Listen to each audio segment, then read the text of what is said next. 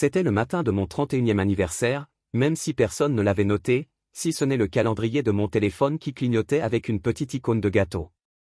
J'étais déjà réveillé depuis des heures, enfilant mon fil d'actualité dans mes bottes à embout d'acier usé et enfilant ma chemise de travail délavée pour une autre double journée de travail au garage, car les loyers ne s'arrêtent pas pour les anniversaires et les factures en retard ne donnent pas lieu à des réponses polies. Les néons du garage bourdonnaient tandis que j'arrivais avec 2 minutes d'avance, en partie par habitude et en partie parce que je détestais attendre. À peine avais-je ouvert ma playlist de la salle de pause que mon écran s'est allumé. Un message de Mallory. Mon cœur se serra, anticipant un simple joyeux anniversaire. Peut-être la promesse d'un reste de gâteau après son service. Un câlin qui ne ressemblait pas à une obligation. Au contraire, ces mots me blessèrent plus profondément que toutes les clés que j'avais tournées de la semaine. J'ai vendu ta voiture. Ma famille passe avant tout. Sois reconnaissante de t'avoir laissé vivre ici. Mon souffle s'est arrêté comme si j'avais avalé un éclat de verre. J'ai cligné des yeux, pensant que c'était une blague. Peut-être l'idée d'Orion d'un humour tordu jusqu'à ce que les secondes s'écoulent sans un emoji ou une explication. Avant que je puisse rédiger une réponse, une autre notification. Oh, et les frais de scolarité de mon frère Orion sont dus. 5200 $. Tu les paieras. Mon téléphone me semblait plus lourd, un poids mort que j'ai failli laisser tomber sur le sol en béton. Je fixais ces chiffres. 5200 $ amassés de justesse pour ces cours d'histoire de l'art pendant que je me démenais pour payer mon loyer, les charges et les courses. J'ai tapé, c'est pas possible. Le coup de massue a retenti presque immédiatement. Alors, fais tes valises. Tu es mort pour moi. Je me suis affalé contre le casier métallique froid, l'écho du message résonnant dans mon crâne. Mon cœur battait la chamade, sans surprise. Bon sang, cette tempête couvait depuis que j'avais signé toutes les factures de services publics, effectué tous les virements de frais de scolarité, nettoyé chaque recoin poussiéreux de la maison qu'il traitait comme si c'était la leur, et non la mienne, mais avec un soulagement profond et profond. J'en avais fini. Mes doigts tremblaient tandis que je verrouillais le téléphone et le glissais dans ma poche. J'ai travaillé le reste du service avec un calme mesuré, graissant les plaquettes de frein et affûtant les lames de scie, tandis que mon esprit repassait chaque phrase silencieuse que j'avais avalée. Tu t'en chargeras. Sois reconnaissant. Mort pour moi. Chacune avait cousu un point de plus dans la cage que je m'étais construite. Dans le vrombissement du compresseur, j'ai entendu mon propre pouls se stabiliser, prêt à une décision. Je ne supplierai pas. Je ne supplierai pas. Je partirai, tout simplement. En fin d'après-midi, l'accalmie du magasin m'a donné le temps d'envoyer un texto à Ronin. 2 mots, besoin d'un canapé. Sa réponse immédiate et sans indiscrétion. Viens. J'ai éteint les ordinateurs, déchargé les outils et suis sorti sous un ciel bleuté. Approprié, me suis-je dit. J'ai envoyé un simple message à Mallory. J'en ai fini. Pas d'excuses, pas de compromis de dernière minute. Je voulais que mes mots résonnent dans la cuisine, là où elle les verrait en premier. En parcourant les 3 pâtés de maison qui me séparaient de chez moi, je sentis un calme fragile s'installer autour de moi. Chaque pas sur le trottoir fissuré résonnait comme un signe de liberté. Arrivé à la maison, la porte d'entrée était déverrouillée, comme toujours. J'entrai, bercé par le bourdonnement familier du réfrigérateur et le fantôme de la vaisselle trempée dans l'évier. Mallory, debout au comptoir, épluchait des carottes avec une précision méticuleuse. Trish se prélassait dans le salon, un verre de vin rouge à la main, la tête renversée en arrière comme une reine contemplant un royaume conquis. Conrad somnola dans son fauteuil, les yeux frémissant sous un soleil imaginaire. Leur indifférence me glaça le sang, comme s'ils avaient préparé ce moment depuis des mois, attendant mon arrivée. Je m'enquêtai à voix basse sur la vente de la voiture. Aucune réponse. Je m'enquittai des frais de scolarité. Le rire de Trish, froid et cassant, emplit l'espace. C'est le moins que tu puisses faire pour une famille qui t'a accueilli, dit-elle d'un mouvement du poignet. Je n'ai pas bronché. J'ai sorti 2 sacs de sport de mon placard. Des vêtements, des affaires de toilette, les quelques souvenirs qui m'appartiennent encore. Sans un mot de plus, je sentais leur regard sur mon dos tandis que je traversais le couloir. À chaque pas, je retrouvais cette force de caractère qu'ils n'avaient jamais remarquée.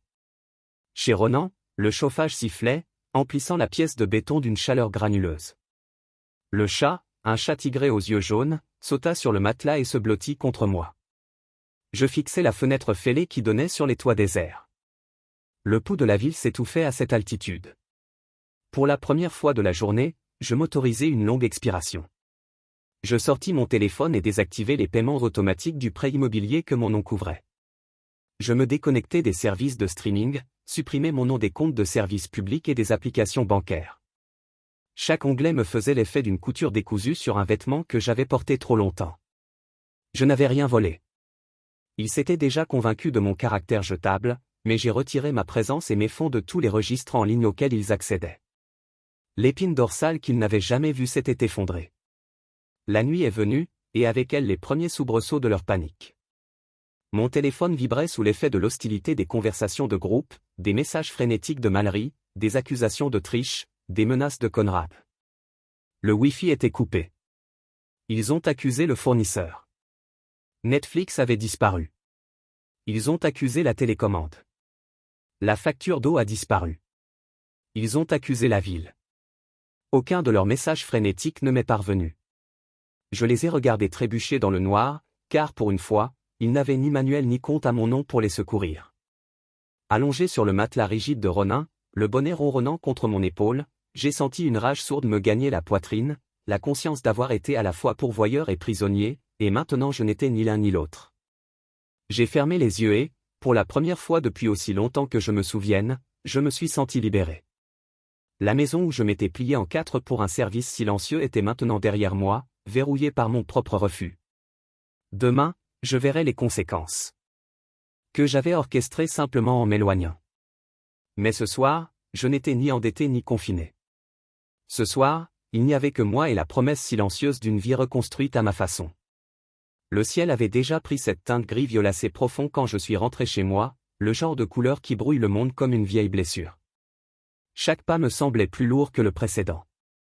Non pas à cause du poids de mes sacs de sport, mais à cause de la certitude. Savoir que je retournais, non pas vers une maison, mais vers une maison remplie de gens qui m'avaient depuis longtemps fait comprendre que je n'y avais pas ma place. Mes bottes raclaient le trottoir, écrasant les petits cailloux accumulés le long du trottoir. Et à chaque pas, je répétais une phrase dans ma tête comme un mantra.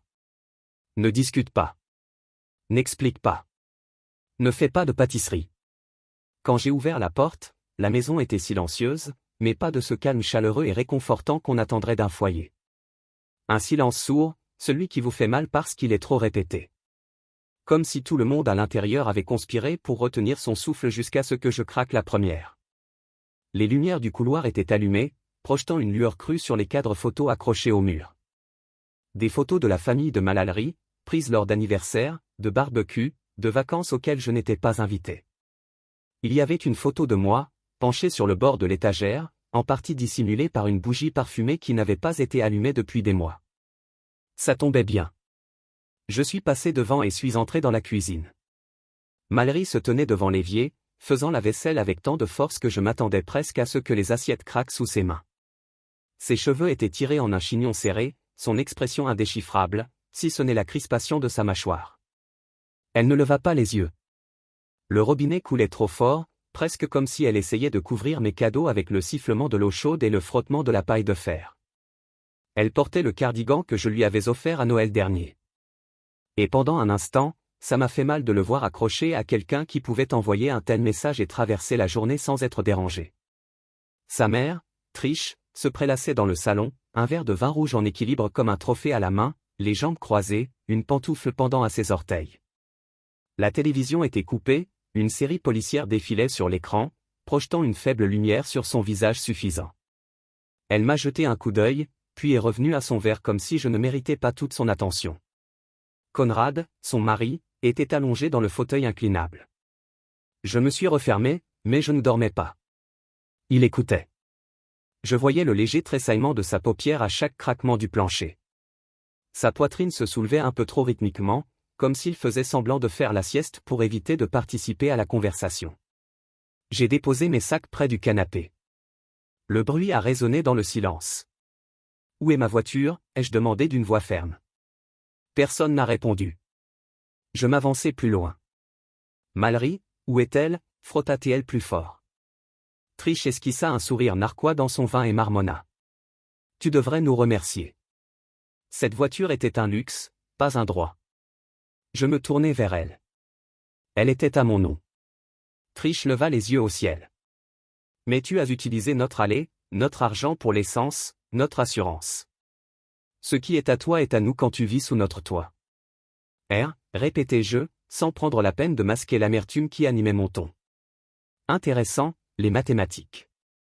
Toujours pas de contact visuel, juste le léger tintement des verres tandis que Trish remplissait son verre. Je me tournai vers Mallory et les frais de scolarité, ou mon intuition. Elle parla enfin, d'une voix plate comme le granit. Il est de la famille. Tu n'es pas là. Ce n'était pas enrobé de sarcasme ni de piques indirectes. Juste la vérité. J'étais un substitut, une ressource, un portefeuille vivant qui pouvait culpabiliser et manipuler jusqu'à ce que j'ose dire non. Je regardais autour de moi dans la maison. Chaque objet que j'achetais était comme un monument à mon erreur. Le routeur Wi-Fi que j'avais installé était posé sur la cheminée. La télévision connectée que j'avais ramenée l'année dernière brillait d'une scène de crime tamisé. Le canapé que j'avais porté en haut des 2 étages berçait maintenant Trish comme un trône. Mes empreintes digitales étaient partout. Mon nom sur les factures, mais ma présence, peu importait. J'ai hoché la tête lentement, plus pour moi-même que pour quiconque. Je suis entré dans la chambre et j'ai ouvert les sacs que j'avais préparés chez Ronin. Je n'ai pas défait mes bagages. Je ne restais pas, mais j'ai fouillé dans le tiroir de la table de chevet et j'en ai sorti une petite enveloppe manille. Ce n'était pas encore le moment, mais je voulais m'assurer qu'elle était toujours là. Je l'ai glissée avec précaution, puis je me suis dirigé vers le placard. J'ai attrapé quelques chemises supplémentaires, mes baskets, une clé USB que je gardais cachée derrière la bibliothèque. Personne n'est entré. Personne n'a demandé où j'allais. Ils attendaient probablement que je crie, que je supplie, que je fasse une dernière scène de loyauté, mais je ne l'ai pas fait. J'ai refermé les sacs, traversé la maison et me suis arrêté devant la porte de la cuisine. Mallory m'a enfin regardé. Ses yeux n'étaient pas furieux. Ils étaient vides. J'ai payé la voiture, ai-je dit calmement. Et 1000 autres choses. Mais ne t'inquiète pas, tu trouveras. Elle ouvrit la bouche comme si elle allait répondre, mais rien ne sortit. Je la dépassai, mon épaule effleurant la sienne. Elle tressaillit, non pas parce que je la touchais, mais parce que je ne tressaillis pas en retour. Alors que j'atteignais la porte, Trish m'a interpellé. Tu fais une erreur. C'est ta famille. Je ne me suis même pas retourné. Non, c'était mon silence, et tu l'as pris pour un consentement. Et comme ça, je suis sorti en refermant la porte derrière moi. L'air extérieur semblait plus froid, mais il était réel. Il n'étouffait pas. Il ne jugeait pas. J'entendais la circulation au loin, les aboiements d'un chien, le bruissement des feuilles, des sons qui ne leur appartenaient pas. Il pouvait avoir la maison, les murs, le vin et le contrôle. J'avais mieux, moi aussi. Et c'était plus que ce qu'il m'avait jamais accordé. Le loft de Ronan était un garage magnifié avec un plafond mansardé et des fenêtres qui gémissaient au vent. Mais quand j'y suis entré, j'ai eu l'impression d'être dans une cathédrale. Non pas parce qu'elle était belle. Loin de là, mais parce qu'elle était à moi, dans ce qui compte vraiment. Aucun jugement. Aucune attente silencieuse attendant d'être trahi. Juste un canapé taché, un radiateur cassé et le péché lointain d'une vieille huile. Ronan m'a lancé un double de clés et une bouteille de soda au gingembre. Pas de questions, pas de pitié, juste un hochement de tête. La salle de bain est au bout du couloir. Le chat s'appelle Mercure. Il aime le dessus de ta tête. J'ai gloussé, un son étrange dans ma gorge. Bon à savoir. J'ai déposé mes sacs à côté du canapé, me suis affalé sur les coussins et j'ai expiré pour ce qui m'a semblé être la première fois de l'année. Mercure s'est levé d'un bond quelques minutes plus tard, s'est enroulé autour de ma nuque comme une écharpe et s'est mis à ronronner bruyamment, avec insistance. Je ne l'ai pas repoussé. Le poids de quelque chose de chaud et de vivant qui se penchait sur moi procurait un étrange réconfort, même s'il s'agissait d'un chat qui avait des problèmes de confiance et qui avait l'habitude de se lécher les poils. J'ai longuement fixé le plafond. Il était fissuré et taché d'eau, probablement à cause d'années de négligence, mais il ne me fixait pas avec déception ou attente. Peu lui importait que je ne sois pas là où j'étais censé être, un mari attentionné dans la vie parfaite de Mallory. Il existait, tout simplement, honnête dans sa fragilité. Ce silence me faisait l'effet d'un deuxième scanner, un que je n'avais pas porté depuis des années. J'ai sorti mon téléphone, non pas pour prendre des nouvelles, non pas pour m'expliquer, mais pour commencer le travail de déconnexion. D'abord, je me suis connecté au portail des prêts hypothécaires. Mon nom figurait sur les mensualités car, des années auparavant, lorsque Mallory m'avait supplié de nous aider à obtenir le prêt, j'avais accepté sans hésiter. J'étais celui qui avait le crédit, celui dont l'historique professionnel était fiable. J'ai désactivé le paiement automatique en quelques clics. Pas de sortie dramatique, pas d'avertissement final, juste une rupture discrète. Puis sont arrivés les services de streaming. Je me suis déconnecté de tous les profils, j'ai changé les mots de passe, j'ai révoqué l'accès sur tous les appareils. Disney+, Netflix, Spotify, tout. Je ne l'ai pas fait par mesquinerie. Je l'ai fait parce que j'ai enfin compris que ma présence dans leur vie n'était qu'une transaction, un moyen d'arriver à une fin. J'étais devenu un concierge invisible, disponible 24h24 et 7h7. Ensuite, j'ai attaqué les services publics. Eau, électricité, gaz. Je me suis retiré de tous les comptes joints. Mallory pouvait les appeler si elle le voulait. Ils étaient dans son code postal, plus dans le mien maintenant. Je ne lui devais plus un sou d'électricité. Tout en travaillant, j'ai commencé un tableur. Pour ne pas me culpabiliser, pour me souvenir de chaque facture payée, de chaque frais de scolarité transféré, de chaque fonds d'urgence déboursé pour Orion, Trish ou Conrad. J'ai listé des dates, des montants, des captures d'écran, pas pour eux, pour me prouver que je n'étais pas fou, que les sacrifices étaient réels et que l'effacement était délibéré. À minuit, mes yeux brûlaient à cause de la lumière de l'écran. Mais je n'étais pas fatigué. J'étais survolté, alerte. Je me sentais comme j'imaginais les soldats la première nuit après avoir déserté une guerre à laquelle ils n'avaient jamais cru. Pas libre, exactement. Pas encore, mais distant, éveillé. Ronin est sorti vers 1h du matin, vêtu d'un sweat à capuche usée, se grattant la barbe. « Tu as besoin de quelque chose ?» J'ai secoué la tête. Juste de la clarté. Il a hoché la tête comme s'il avait compris, c'était exactement pour ça que je l'avais appelé et pas quelqu'un d'autre. Tu as compris.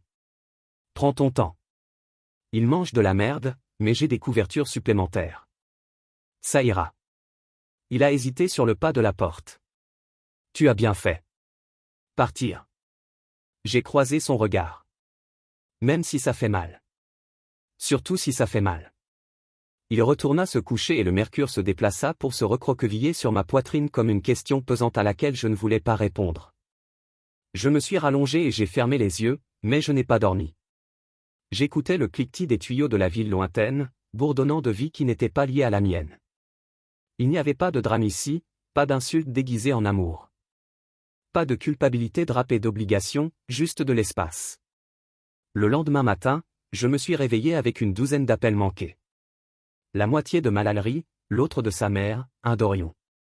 Je n'en ai ouvert aucun.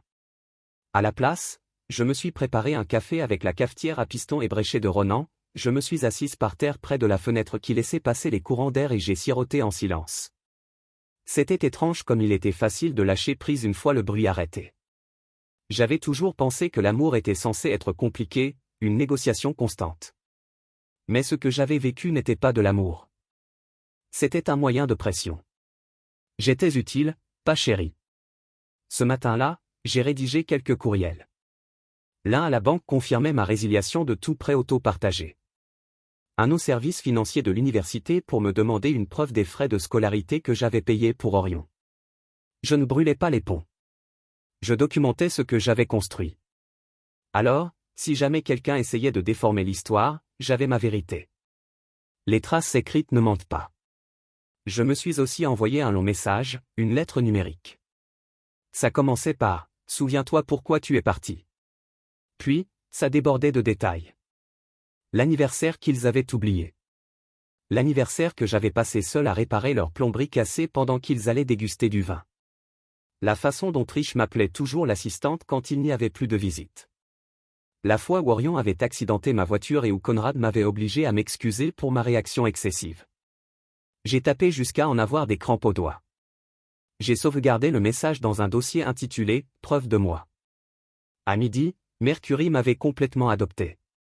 Il m'a suivi dans la cuisine, sur le balcon, et même jusqu'à la porte de la salle de bain. Il n'a rien demandé. Il est simplement venu. Une loyauté sans faille. Je n'avais pas connu ça depuis des années. Assis sur le canapé, je fixais mon téléphone, me demandant si je devais répondre à l'un des messages.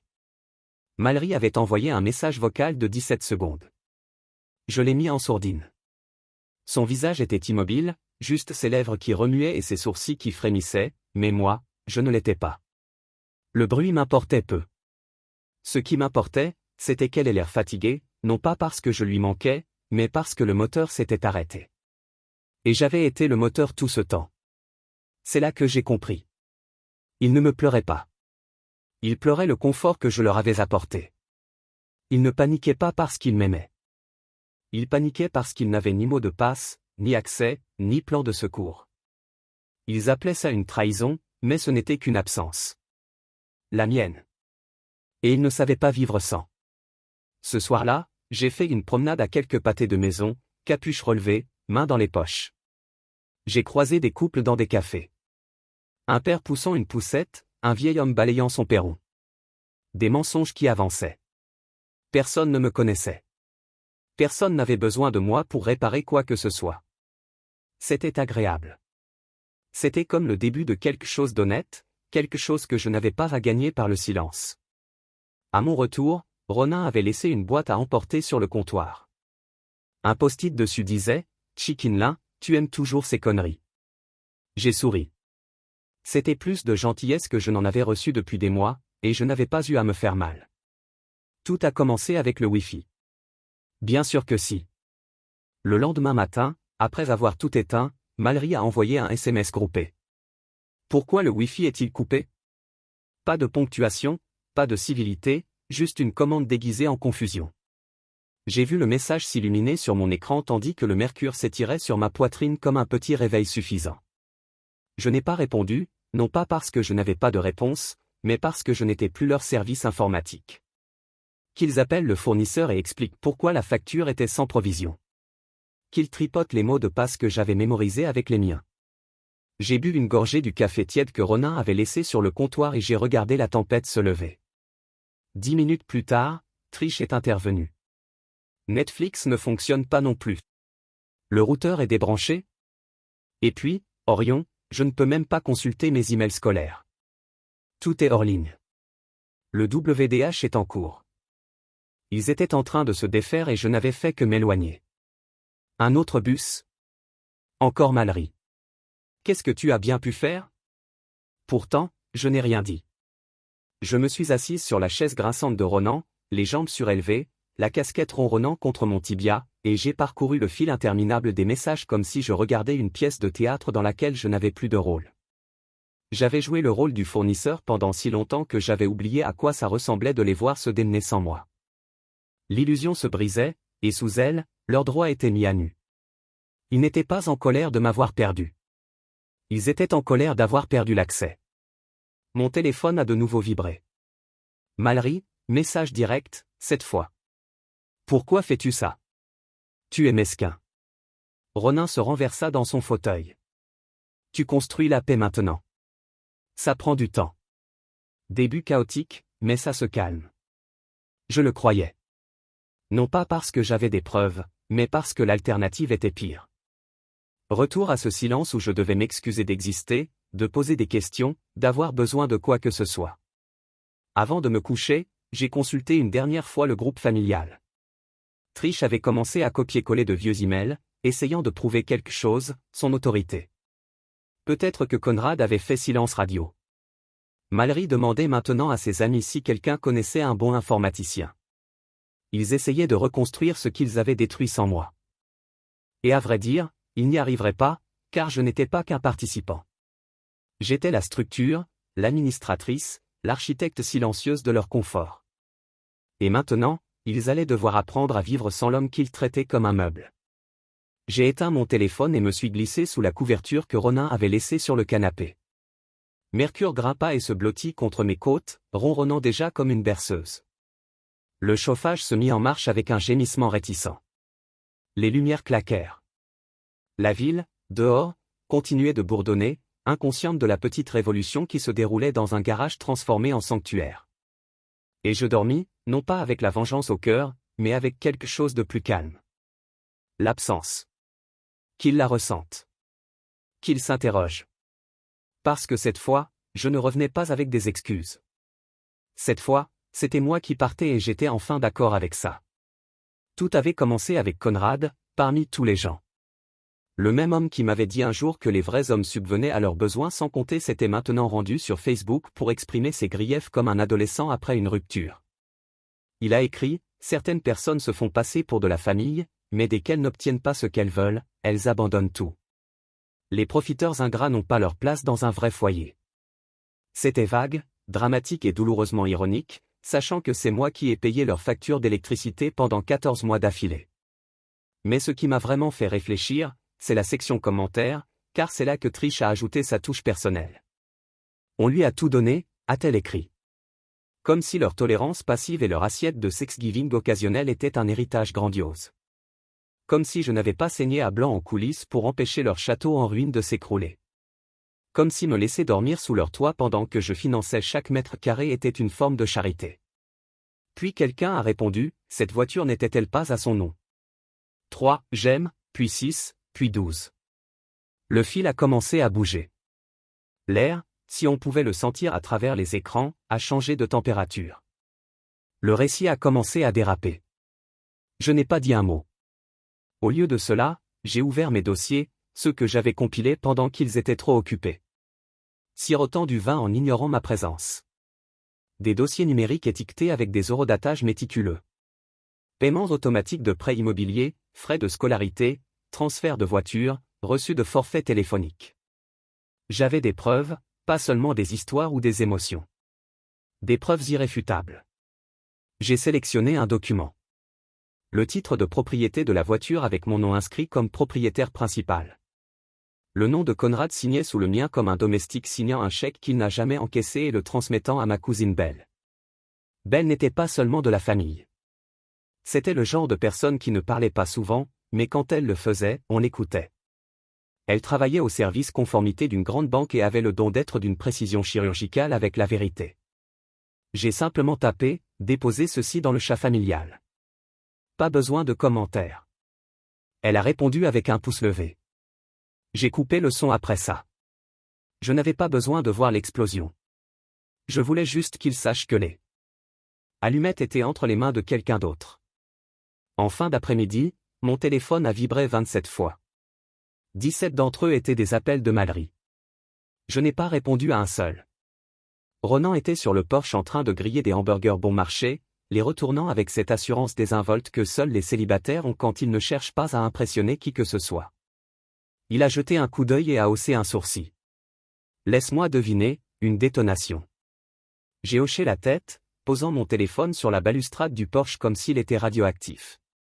Conrad a rendu l'affaire publique. J'y suis allé. Il a ri en me tendant une bière. Ce type joue aux dames. Tu écris le manuel des échecs. Je me suis assise à côté de lui, regardant la fumée s'enrouler dans la lumière déclinante. Ce n'est pas une vengeance. C'est juste une soustraction. Tu n'as pas à te justifier, a-t-il dit. Tu te décharges juste de leur monde. Laisse-le basculer. J'ai pris une lente gorgée de bière, l'amertume me calmant. À l'intérieur, Mercury pôde à la porte moustiquaire, sa queue frétillant avec ce jugement félin habituel, comme s'il avait lui aussi son avis sur la tournure des événements. Je l'ai laissé sortir. Il s'est blotti contre ma botte et a cligné des yeux vers le ciel comme s'il était le sien. Ce soir-là, j'ai commencé à recevoir des textos des amis de Mallory. Pas les proches, mais les orbiteurs, ceux qui partageaient avec elle des mèmes Instagram sur le comportement des reines et la nécessité de couper les ponts avec les hommes toxiques. Maintenant, ils me demandaient ce qui s'était passé et elle perdait la tête. Ça va? L'un d'eux a même dit, je vous croyais solide. Je ne savais pas tout ce qu'il y avait sur toi. L'implication était claire. La version de Mallory commençait à se défaire. Sans ma complaisance silencieuse, elle peinait à tisser sa toile. Elle ne s'attendait pas à ce que les reçus soient plus éloquents que les larmes. À 21h, j'ai cédé et j'ai consulté le groupe de discussion familiale, non pas pour participer, juste pour observer. Le titre de propriété était là, soigneusement posté par Belle avec un mot qui disait « Je pensais qu'on était honnête ». Pas de colère, Pas de parti pris, juste des documents. Tentant à ajouter, attendez, il a payé vos factures pendant 1 an. Oncle Vince, pourquoi Mallory lui demande-t-elle de payer les frais de scolarité de son frère? Quelqu'un d'autre a laissé un mème, un dessin animé d'une mariée donnant ses vœux à un homme étiqueté, Marie, tout en tenant la main dans son dos d'un homme étiqueté, distributeur automatique. Légende, l'amour moderne. Je n'ai pas ri. Non pas parce que ce n'était pas drôle, mais parce que c'était vrai. Le dernier message de Mallory ce soir-là disait, « Pourquoi me fais-tu ça ?» Je ne savais pas que ça irait aussi loin. Cette phrase m'a touché différemment des autres. Je n'ai pas réagi. Je l'ai juste relu lentement, laissant les mots m'imprégner. Je ne savais pas que ça irait aussi loin. Comme si cette spirale était une combustion spontanée. Comme si j'avais allumé l'allumette en retirant le bois qu'elle avait accumulé pendant des années. Comme si le silence après les abus était une violence. Mais je savais que ce n'était pas le cas. Elle le savait. Elle pensait juste que je ne dirais jamais rien. Elle pensait juste que je continuerais à jouer les bons soldats, à saluer malgré les insultes et à marcher malgré l'exploitation. Elle ne comptait pas sur mon départ discret. Elle ne comptait certainement pas sur mon départ avec des disques. Ronin s'est affalé sur le canapé à côté de moi avec une assiette de nourriture grasse et un soda frais. Tu vas répondre? Non, j'ai dit que c'est ce qu'ils attendent. Un autre discours. Un autre rameau d'olivier. Il a hoché la tête. Mieux valait la laisser s'asseoir là. Exactement. La laisser s'asseoir dans l'absence. Qu'ils ressentent tous le vide de l'homme qu'ils ont utilisé mais qu'ils n'ont jamais vu. Cette nuit-là, j'ai sauvegardé chaque fichier, chaque capture d'écran, chaque message sur un disque dur sécurisé. Non pas parce que je prévoyais de lancer une campagne, mais parce qu'il était important de préserver ma réalité. Je n'effaçais pas le passé. Je l'archivais pour plus de clarté, pour ma santé mentale, pour prouver que je n'étais pas un décrocheur en colère qui débitait des mensonges sur Facebook. Je me suis endormi avec le bourdonnement de l'ordinateur portable, du mercure enroulé entre mes chevilles, et les légers bruits de la ville me rappelant que le monde continuait d'évoluer au-delà. Passé ce délai, je ne me sentais pas triomphant, mais je me sentais propre, et c'était plus que je ne l'avais ressenti depuis des années. Le message est arrivé à 7h02. Avant même que j'aie eu le temps de me brosser les dents. Mon téléphone a vibré sur la table de nuit, une faible vibration qui a soulevé du mercure de son perchoir sur ma poitrine. Il s'est étiré paresseusement, puis a sauté avec un bruit sourd alors que je tendais la main vers l'appareil. C'était Orion. Non. Salut. Sans préambule, juste mon pote. Je n'ai pas demandé ça. Papa a dit que tu t'en occuperais. Il m'a inscrit sans je fixer l'écran, encore groggy, et relu les mots. L'ironie me fit presque rire. J'étais donc redevenu mon pote. Maintenant que la facture des frais de scolarité remontait et que le service des finances de l'école envoyait des avertissements, soudain, je faisais à nouveau partie de la famille. Soudain, je valais la peine qu'on m'envoie un message. Non pas pour m'excuser, ni pour me demander comment j'allais après avoir été jeté comme un déchet, mais pour me décharger de tout le poids. Je ne répondis pas tout de suite. Je me levai, m'aspergeai le visage d'eau froide et me plantai devant le minuscule miroir de la salle de bain. Mes yeux avaient changé ces derniers temps, moins fatigués, peut-être. Pas paisibles, pas encore. Mais quelque chose avait changé. Il y avait une nouvelle clarté dans les lignes qui les entouraient, comme si les taches avaient été essuyées sur une lentille. Quand je revins dans le salon, Ronan était déjà debout, en train de faire chauffer quelque chose dans une poêle. Une odeur d'œuf et d'ail emplissait l'air. « Tu en veux » demanda-t-il sans lever les yeux. « Ouais » dis-je, plus par habitude que par faim. Je m'assis sur l'accoudoir du canapé. Et j'ai regardé à nouveau le message d'Orion. Il n'y avait aucun doute, juste l'hypothèse que je finirais par réparer ce qui était tombé en ruine. Je me souviens de la nuit où je l'ai conduit pendant 6 heures pour visiter une université dont il connaissait à peine le nom, juste parce que son père avait dit que ça pourrait être bon pour l'optique. Je me souviens d'avoir passé ma carte chez Best Buy pendant qu'il choisissait un ordinateur portable haut de gamme, car il insistait sur le fait que toute autre chose le ferait. Prendre du retard.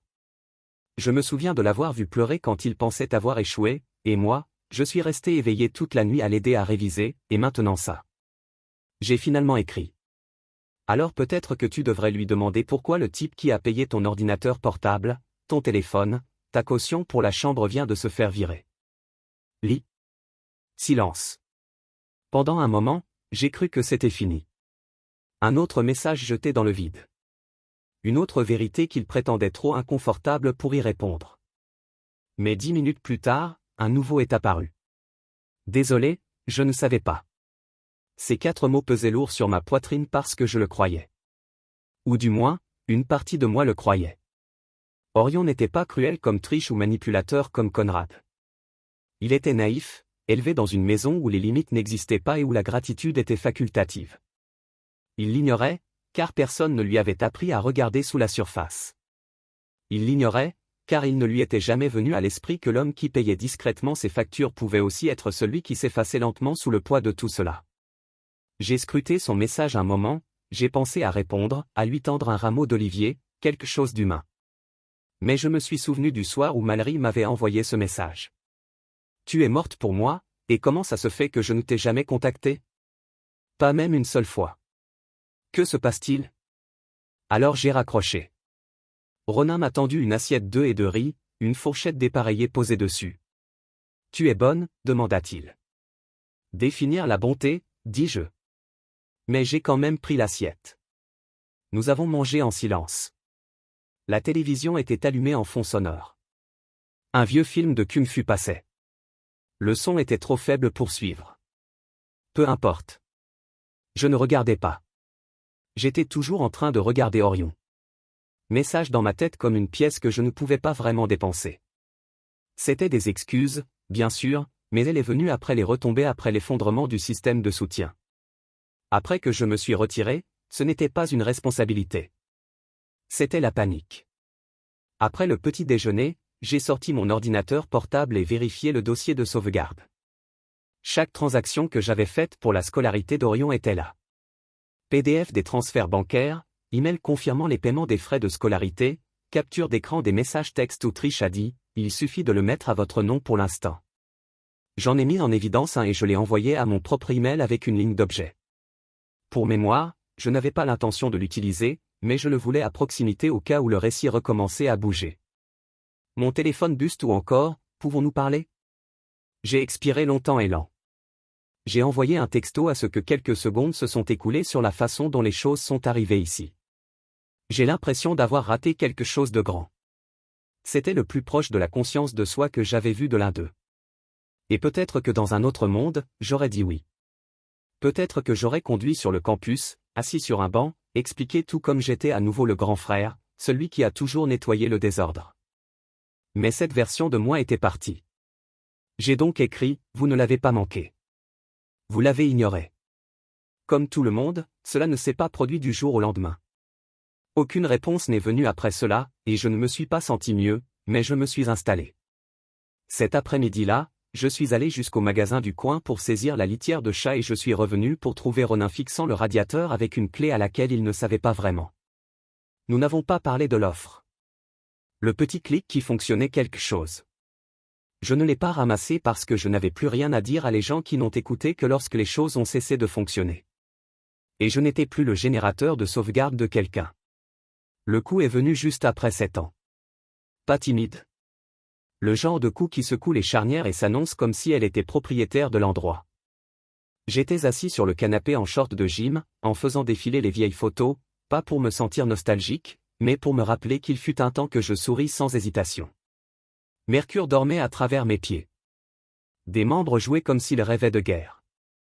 Ronin était dans la cuisine jetant des pâtes dans une casserole avec la même grâce imprudente qu'il a appliquée à la plupart des choses. Le deuxième coup était plus fort, plus délibéré et Ronin se figea. Il tourna lentement la tête, comme les gens le font lorsqu'ils essaient de décider entre ignorer un son ou le confronter. « Vous attendez quelqu'un » il a demandé. « Non. » Nous nous tenions tous les deux pour un battement. Le coup est revenu, cette fois suivi d'une voix. « Je sais que tu es là-dedans, Conrad. » Je n'avais pas à regarder à travers le people. Je connaissais trop bien cette voix. L'écorce autoritaire faible d'un homme avait l'habitude d'être obéi. La même voix qui m'appelait autrefois fils quand personne d'autre ne regardait. La voix qui a devenu froid la seconde, j'ai dit non. Ronan a laissé tomber la spatule et s'est dirigé vers la porte. « Tu veux que je le gère ?» Le regarda une seconde, le regarda, cherchant toute trace d'ironie. « Elle a vendu ma voiture. » Elle avait besoin de l'argent. Elle m'a dit que j'étais morte à elle. Elle était en colère. Alors j'ai dit uniformément. Mais je n'ai pas démantelé sa vie dans un message texte. Sa bouche a contracté, mais il a continué. Mon épaule a toléré. J'ai besoin que tu reviennes, a-t-il dit. J'ai cligné des yeux une fois, lent et délibéré. Vous ne pouvez pas me demander ça. Elle est ta femme. Elle a fait son choix. Il laissa échapper un souffle frustré. Le genre qui ressemble à quelqu'un qui essaie d'invoquer de l'empathie qu'il n'a pas réellement. Fin. Vous ne voulez pas revenir. Mais vous ne pouvez pas laisser des choses comme ça. Vous avez des gens qui comptent sur vous. Et c'est le problème, ai-je dit, avançant jusqu'à ce que nous soyons œil à l'œil. Vous vous êtes appuyé sur moi tout en me traitant comme si j'étais consommable. Vous l'avez tous fait. Vous aimez la version de moi qui est restée silencieuse, payée et n'a rien demandé. La seconde où je me suis arrêté, je suis devenu l'ennemi. La mâchoire de Conrad se serra. Nous vous avons donné un endroit où vivre et je vous ai donné une maison pour continuer à vivre. Savez-vous même ce que coûte votre facture électrique chaque mois? L'eau, le gaz. J'ai tout transporté pendant que vous agissiez comme me laisser dormir. Il y avait un cadeau. Il s'est rapproché d'un autre pas, essayant de réaffirmer toute la domination qu'il pensait encore avoir. Tu as froid. Vous voulez tout brûler sur quelques combats. J'ai ri forêt. Assez net que Ronin fit un pas de plus au cas où. Il ne s'agit pas de combat. Il s'agit d'être jeté, utilisé, rejeté. Vous avez tous précisé que je n'étais rien de plus qu'un espace réservé jusqu'à ce que quelque chose de mieux arrive. Alors, devinez quoi?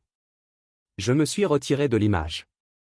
Le visage de Conrad s'assombrit. Tu penses que tu es mieux que nous maintenant? Non, dis-je. Je pense que j'ai finalement cessé d'être moi. Pendant une seconde, je pensais qu'il pourrait se balancer. Ses mains ont tourné dans les poings, sa poitrine gonfla à nouveau, toute la performance masculine alpha. Mais ensuite, Ronin s'est avancé et a dit, calme et mortel. Vous avez 10 secondes pour quitter mon Porsche ou j'appelle les flics.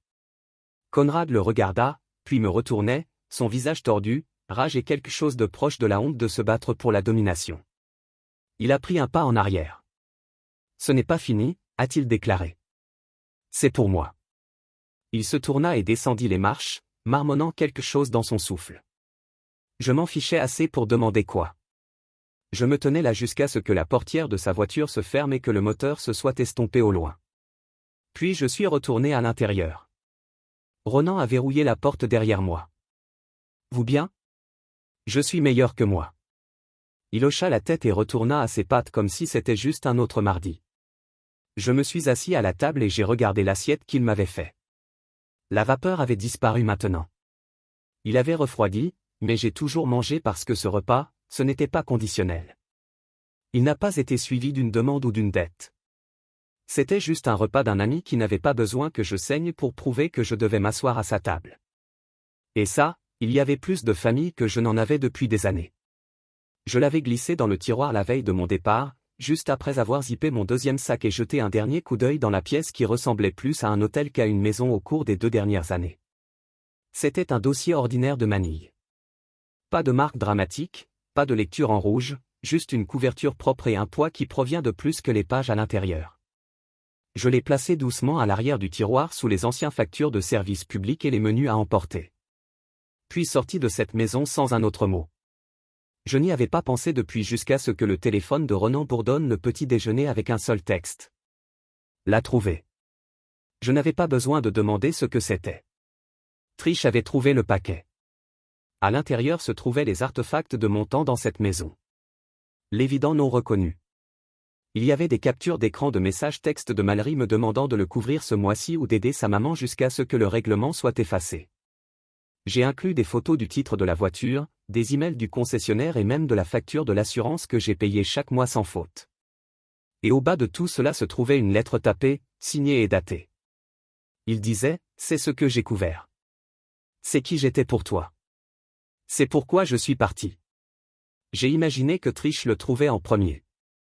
Je pouvais pratiquement voir la façon dont ses doigts entretenus auraient ouvert le tiroir de frustration, peut-être à la recherche d'une vieille garantie ou quelque chose d'autre qu'elle supposait toujours ma responsabilité, seulement de faire une pause sur le côté du dossier.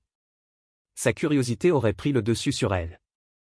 Elle l'aurait ouvert en attendant quelque chose de mesquin, une crise de colère sous forme de papier.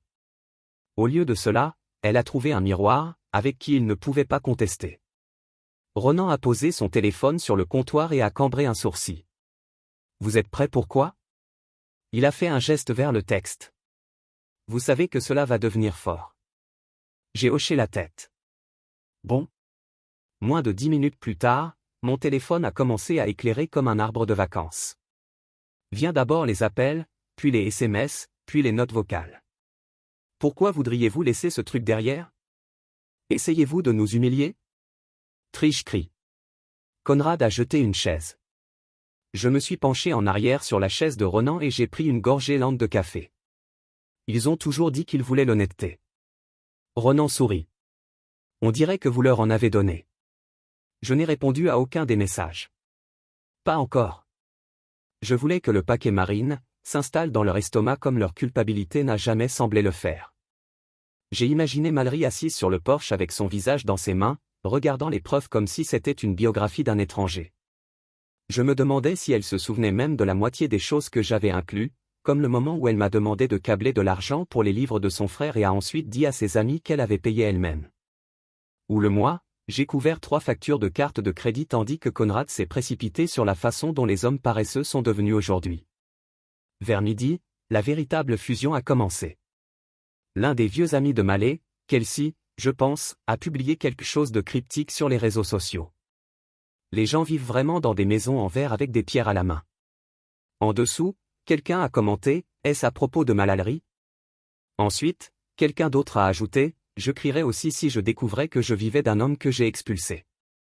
Et juste comme ça, il s'est propagé. Les chuchotements sont devenus des échos.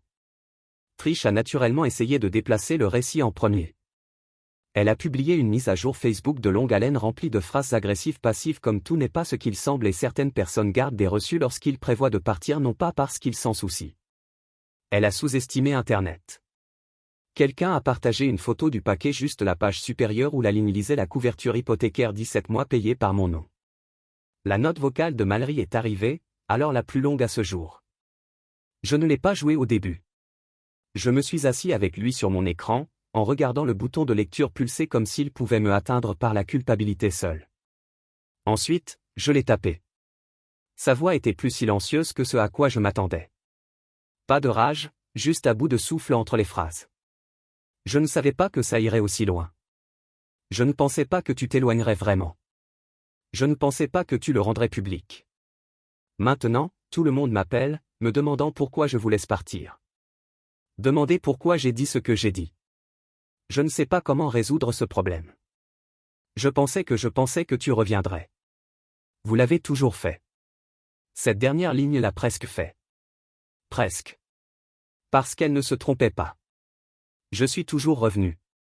Après chaque combat, chaque légère, chaque dîner où je me suis assis en silence pendant qu'il se félicitait et mignait. Je suis revenu avec mon portefeuille avec des excuses que je ne savais pas avec des faveurs qui ressemblaient à la pénitence. J'avais été loyal, dévoué, calme, mais plus. Je n'ai pas répondu. Ce soir-là, Ronan et moi nous sommes assis sur le balcon pour manger des ailes de l'endroit dans le bloc. Le mercure tisse entre nos jambes comme s'il y appartenait plus que l'un de nous. Nous avons regardé le soleil plonger derrière la ligne d'horizon et écouté le bourdonnement de la ville faire ce qu'il fait le mieux. Passant à autre chose. Vous pensez qu'ils essaieront de le tordre? Demanda Ronan. Ils sont déjà? Il hocha la tête. Mais ils ne peuvent pas annuler la vérité. Non, dis-je, jetant ma boisson. Et j'ai fini de prétendre que leur version comptait plus que la mienne. De l'autre côté de la rue, j'ai vu une famille dîner à travers une fenêtre ouverte. Rire, plaque partagée. Un père se penche pour aider sa fille à couper quelque chose dans son assiette. C'était si simple, si chaleureusement chaud. J'ai regardé un instant, puis j'ai détourné les yeux. Pas parce que j'étais amer, mais parce que j'ai réalisé que je le voulais un jour. Pas la performance de celui-ci, mais la vraie chose. Et pour avoir ça, je devais rester parti. J'ai dû protéger la version de moi qui avait finalement le courage d'en dire assez. Parce que parfois, la seule façon de vous récupérer est de laisser quelque chose derrière et de le laisser parler plus fort que jamais. Au milieu du matin, le chat du groupe familial s'était transformé en zone de guerre. Les notifications ont éclaté comme du pop-corn, l'une après l'autre, de longs paragraphes émotionnellement gonflés, d'autres courts et déchiquetés comme des éclats numériques. Je les ai parcourus avec un étrange calme, comme si je regardais un documentaire sur l'effondrement de quelqu'un d'autre. Belle, la bénisse, l'avait commencé. Elle a laissé tomber les captures d'écran une par une comme des frappes chirurgicales, organisées, orodatrices et indéniables. J'ai fait le message de Mallory me demandant de payer les frais de scolarité d'Orion. Ensuite, celui de Trish me demandant de gérer l'hypothèque jusqu'à ce que nous passions à travers ce patch approximatif. Ensuite, le remerciement d'avoir couvert le Wi-Fi texte Mallory a envoyé il y a seulement 6 semaines, avec un emoji cardiaque. Et enfin, une capture d'écran du contenu des dossiers. La rupture de ligne par ligne de mon empreinte financière dans leur vie. Il a explosé. Tante Nan a été la première à réagir. Attendez, il a payé vos services publics pendant 1 an et vous l'avez tous expulsé. Oncle Vince a suivi. Je pensais qu'il vivait avec vous tous. Je ne savais pas qu'il portait la maison. Puis vint le cousin Letty, alors il payait pour l'université qui n'était pas son épicerie qu'il n'avait pas mangé. Et on lui a toujours dit qu'il était mort avec elle. Vous êtes tous sauvages.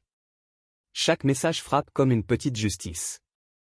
Pas assez pour effacer ce qui s'est passé, mais suffisamment pour valider la version des événements que j'ai vécus en silence.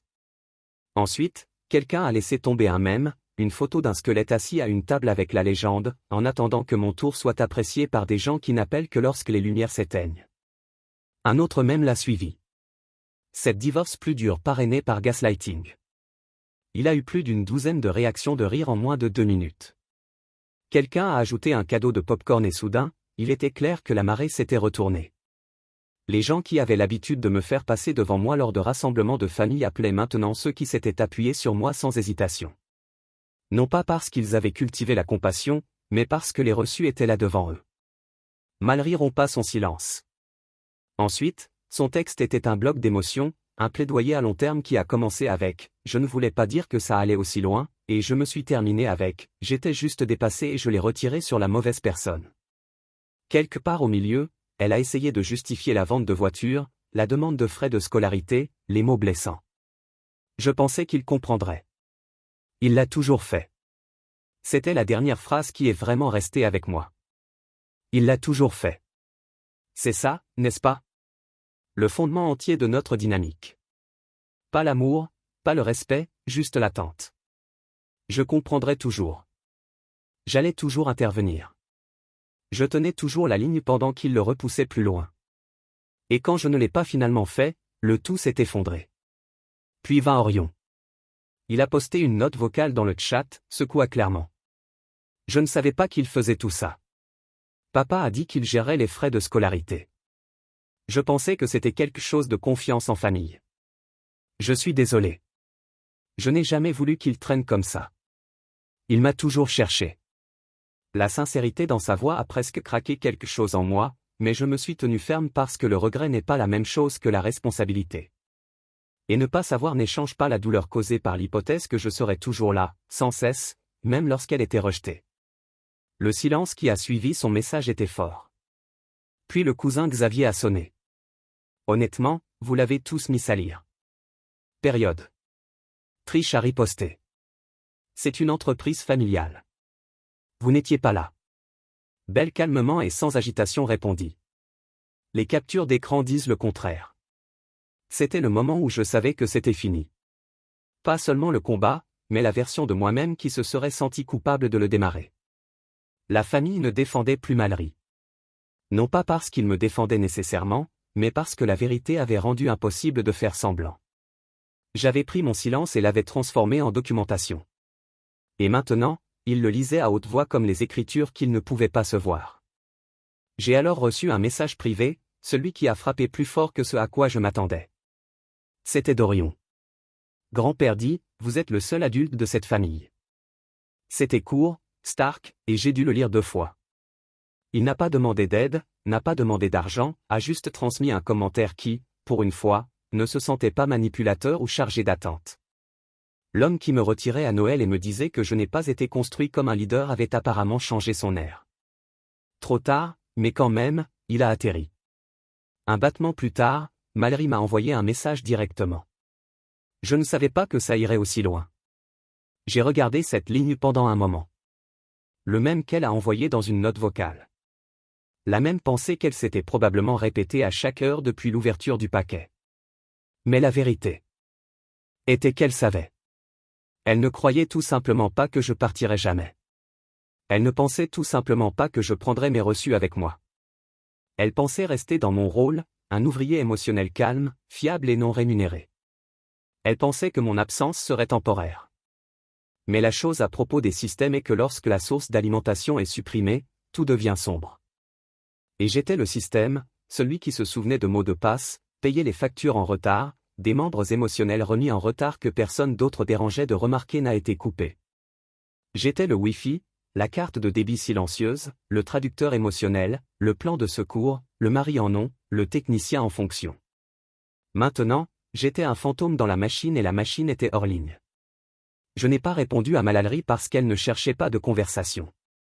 Elle cherchait le contrôle. Elle voulait que le chaos s'arrête, mais seulement si je reviendrais et prendrais le blâme pour l'avoir causé. Ronin est entré alors, tenant son téléphone comme s'il cochait. Vos ex-beaux-mères ont tendance sur Facebook, a-t-il déclaré avec un sourire narquois. J'ai haussé un sourcil. Il tourna son écran vers moi. Quelqu'un avait partagé le post rampant original de Trish à côté de ma feuille de calcul détaillée, et les commentaires étaient vicieux. Même les gens que je ne connaissais pas stimulaient avec des réactions comme « Imaginez mordre la main qui a payé votre facture de lumière ». J'ai secoué la tête. Je ne voulais pas ça. Je sais, a dit Ronin. Mais vous ne l'avez pas arrêté non plus. C'est la différence. Je me penchai sur le canapé, Mercury revendiquant mes genoux, inconscient de la guerre qui se déroule sur les écrans. Et j'ai réalisé quelque chose d'important. Ce n'était pas une vengeance. C'était une exposition. Et la seule raison pour laquelle cela avait l'air si dur était que la vérité avait été enterrée si longtemps sous un masque souriant d'unité familiale et de gratitude forcée. Ils avaient construit le feu. J'avais simplement arrêté de le faire alimenter. Et maintenant que c'était sorti, il tremblait dans le froid. C'est peut-être ce qu'il a fallu pour apprendre. Et s'il ne le faisait pas, ce n'était plus mon problème. C'était un mardi matin où Ronan m'a trouvé au comptoir de la cuisine en remuant du café noir, je n'avais aucune intention de boire. La vapeur s'est recroquevillée vers le haut, s'évaporant dans des spirales lentes et différentes, et je me tenais juste là à le regarder s'estomper. Je n'avais pas beaucoup dormi, pas à cause de la colère, pas même de regret. J'avais mal dormi parce que quelque chose en moi avait cliqué sur un nouveau rythme, celui qui n'était plus lié à leur chaos. Plus d'arguments de fin de soirée. Plus de tentatives de texte de découvert parce que quelqu'un a oublié de me dire qu'il a utilisé la carte conjointe. Plus de fantômes dans une maison en tant qu'homme qui a payé les factures mais n'a jamais obtenu de siège à table. Je n'étais plus le mari fantôme. Ronin est entré avec son sweat à capuche habituel à moitié usé, a jeté ses clés dans le bol par la porte et a dit « Vous avez un visiteur ». Je n'avais même pas besoin de demander qui. Conrad à nouveau, j'ai marmonné. Non, a déclaré Ronan. Voisin. La femme plus âgée de 2 portes en bas. Dit quelque chose à propos du père de votre ex, arpentant son Porsche. J'ai cligné des yeux. Il dérange les étrangers maintenant. Apparemment, il demande si quelqu'un sait comment obtenir de l'aide pour payer la facture électrique. Tu veux rire, n'est-ce pas? Je n'ai pas répondu, mais oui, je l'ai fait. C'était la chose avec des gens comme Conrad. Leur fierté était envers jusqu'à ce qu'elle se fissure, puis soudain, c'était la faute de tout le monde. Maintenant, il a été réduit à frapper aux portes des voisins, à la recherche de la générosité qu'il me regardait autrefois pour l'offre. Ce serait tragique si ce n'était pas si poétique. Mon téléphone a vibré sur le comptoir. Triche à nouveau. Je n'ai pas repris.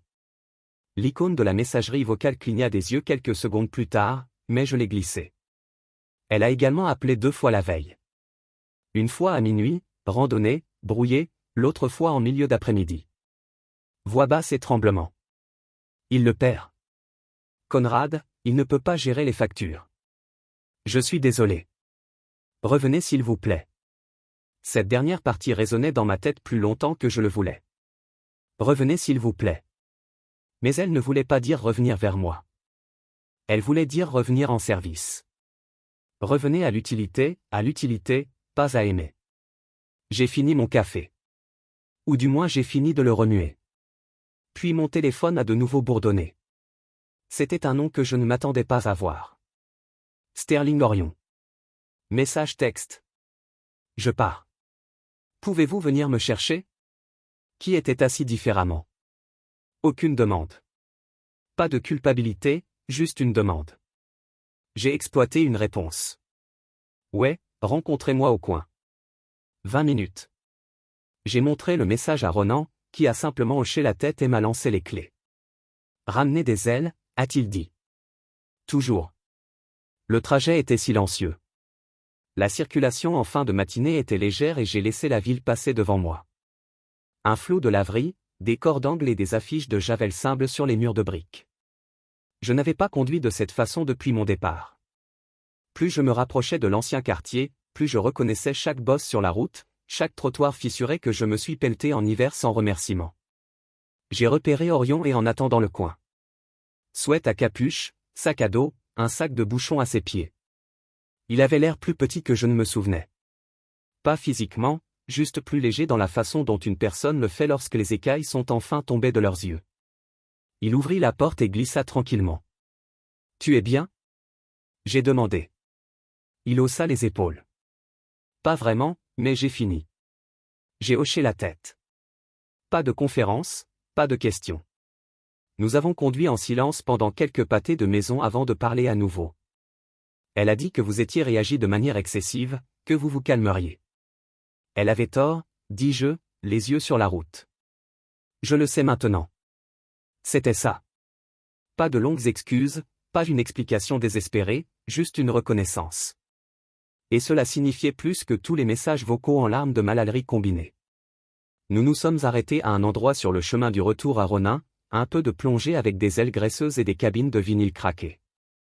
Nous nous sommes assis à l'arrière où je prends ses frites pendant que je poliais des ailes au poivre de citron qui avaient le goût de la justice. Il n'a pas dit grand-chose, mais de temps en temps, il leva les yeux avec cette expression comme s'il me voyait pour la première fois. Pas comme l'espace. Réservé, non pas comme le gars qu'il a toujours renfloué, mais comme quelqu'un qui a finalement dit non et minute. Lorsque nous sommes revenus chez Ronin, il était sur le porche en sirotant quelque chose d'un pot maçonne et en bascula dans un magazine de voitures. Vous ne restez pas longtemps, non? Il lui a demandé. Orion leva les mains. Juste jusqu'à ce que je trouve un endroit. Ronin hocha la tête. Cool. Tu dors par terre. Mercure obtient le canapé. Nous avons tous ri. Même Mercury semblait clignoter en approbation. Ce soir-là, je me suis assis sur le balcon avec mon téléphone en main, faisant défiler les derniers messages non lus de Mallory. Elle avait envoyé une photo. Le Porsche est clair. Une légende en dessous. Je ne sais pas comment réinitialiser quoi que ce soit. Exactement. C'était le point. J'avais fini d'être celui qui a tout fait fonctionner pendant que tout le monde l'a cassé. J'ai supprimé le message. Je n'avais pas besoin de répondre parce que j'avais déjà répondu avec silence. Je me suis assis là-bas longtemps après que le soleil plongeant derrière les toits, les lampadaires vacillant sur un par un comme une expiration lente. Quelque part dans le bloc, quelqu'un a joué de la musique par une fenêtre ouverte. Le genre de chanson qui vous a fait sentir que votre histoire venait de tourner une page. Et il y avait. Je n'étais plus en colère. Je n'avais pas le cœur brisé. J'étais libre. Et ils étaient hors ligne. Non pas parce que j'ai détruit quoi que ce soit, mais parce que j'ai finalement cessé de réparer.